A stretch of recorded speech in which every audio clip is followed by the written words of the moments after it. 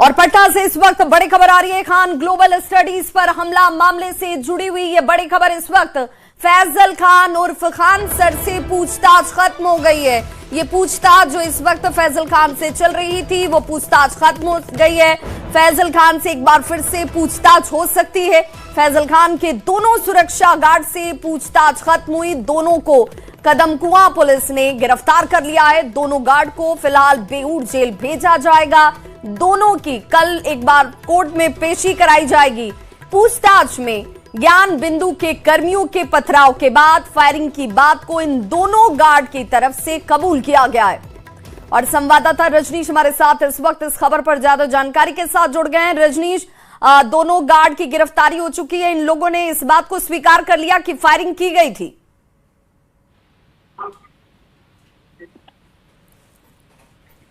रजनीश, आप तक आवाज पहुंच रही है?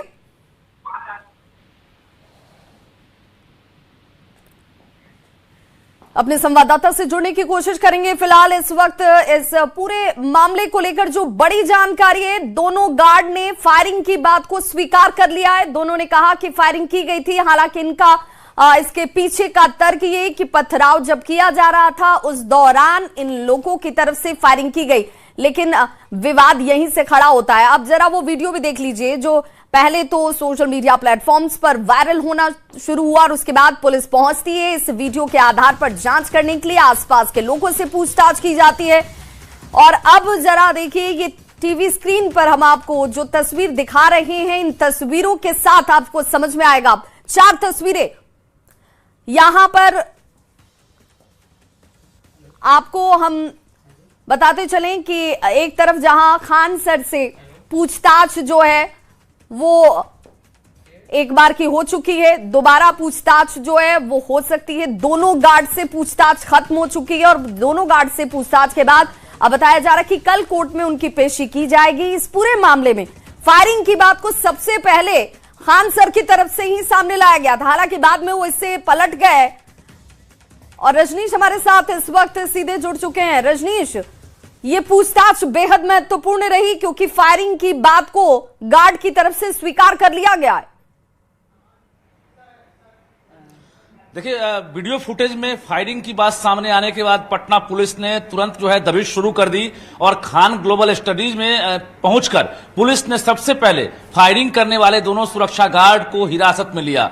कदमकुआं पुलिस ने लगभग 3 घंटे तक गार्ड से पूछताछ की और सभी सवालों का जवाब मांगा, जिसमें गार्ड ने स्वीकार कर लिया कि हां, हमने फायरिंग की थी। तो फायरिंग करने के बाद दोनों गार्ड को अब पुलिस ने गिरफ्तार कर लिया है और गिरफ्तारी के बाद अब बेऊर जेल भेजने की तैयारी चल रही है। यानी कल पटना में कोर्ट में उनकी पेशी होगी, उसके बाद वो जेल जाएंगे। तो पटना पुलिस का एक्शन जारी है। इस बीच जो फैसल खान है उनसे भी लगातार पूछताछ चल रही है। 1 राउंड की पूछताछ हो गई है जो खबर आ रही है और उसके बाद वरीय अधिकारी यानी एसएसपी खुद जो है शाम में कहा जा रहा है कि अब 8 बजे के बाद जो है कभी भी रजनीश, लेकिन खान को बुला। सवाल तो ये है कि जब फायरिंग हुई थी, जिसे खुद पहले फैजल खान की तरफ से जानकारी के तौर पर लाया गया था, बाद में वो इससे मुकर जाते हैं, लेकिन अगर गार्ड ने फायरिंग की तो ये जानकारी उनकी तरफ से क्यों नहीं दी गई? बिल्कुल, जिस प्रकार से 2 बार बयान उन्होंने बदला है और बयान बदलने की वजह से ही पटना पुलिस को भी शक हो गया और शक का जो एक तरह से शक की जो बुनियाद है वो और मजबूत तब हो गई जब वीडियो फुटेज सामने आया। यानी पहले खान ने कहा था, जो फैसल खान है, कि 10 से 12 राउंड गोली जो है चलाई गई ज्ञान बिंदु के द्वारा और पुलिस ने जब ज्ञान बिंदु के संचालक रोशन आनंद को गिरफ्तार कर लिया, जेल भेज दिया, तब जाकर वीडियो आया है। उसमें यह क्लियर हो गया है कि खान ने कहा था 10 से 12 राउंड गोलियां चली, बाद में फिर फायरिंग से इनकार कर दिया और अब जो सच्चाई सामने आई है कि खान के ही गार्ड ने गोली चलाई थी, ना कि ज्ञान बिंदु के द्वारा। इसको लेकर पटना पुलिस ने दबिश बढ़ा दी है। हालांकि जो फुटेज में दिख रहा है, जो दोनों शख्स है, दोनों उत्तर प्रदेश का रहने वाला गार्ड है और जिसका सर फटा था, जो इंजोर्ड था, जो पीएमसीएच में भर्ती हुआ था, वो गार्ड कोई और था। ये तीसरा शख्स दोनों जो है जो गिरफ्तार किया गया है अभी। रजनीश, पुलिस की जांच क्या कहती है? अभी तक की इस जांच में क्या ये बात साफ हो पाई कि फायरिंग पहले की गई और पथराव बाद में हुआ, या पहले पथराव किया गया और उसके रिटेलिएशन में ये फायरिंग की गई? बिल्कुल सही सवाल आपने किया है और इस बात का भी खुलासा हो चुका है। न्यूज 18 इस बात की जानकारी दे रहा है। पटना पुलिस के वरीय अधिकारी ने अभी जानकारी हमें दी है कि खान ने जो आरोप लगाया था कि पहले फायरिंग की गई थी ज्ञान बिंदु के द्वारा, ये बात गलत थी। दूसरी बात कि जो रोड़ेबाजी की गई थी, पत्थरबाजी की गई थी, उसके बाद दोनों गार्ड ने यह स्वीकार किया है कि पत्थरबाजी के बाद हमने फायरिंग की है। ये बात अभी पटना पुलिस के अधिकारी ने पुष्टि की है। लेकिन सवाल है कि आखिर इस बात को छुपाया क्यों खान ने?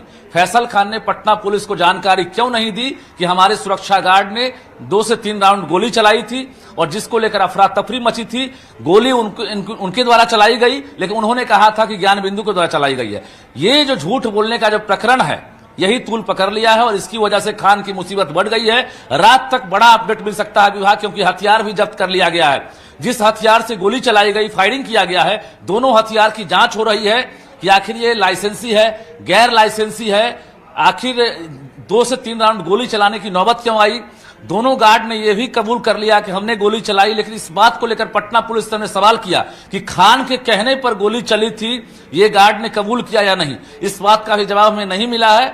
लेकिन खान की मुसीबत बढ़ गई है, क्योंकि रोशन आनंद के जो समर्थक थे जिन्होंने पत्थरबाजी की थी, उसमें रोशन आनंद नहीं थे वीडियो फुटेज में। उनकी जब गिरफ्तारी हुई तो खान भी गोली चलाने में फिलहाल नजर नहीं आ रहे हैं, लेकिन इनके जो सुरक्षा गार्ड हैं वो गिरफ्तार हुए हैं। ऐसे में प्राइमा फेसी और मॉडस ऑपरेंडी जो कह रहा है, उसके मुताबिक खान की मुश्किलें बढ़ गई है।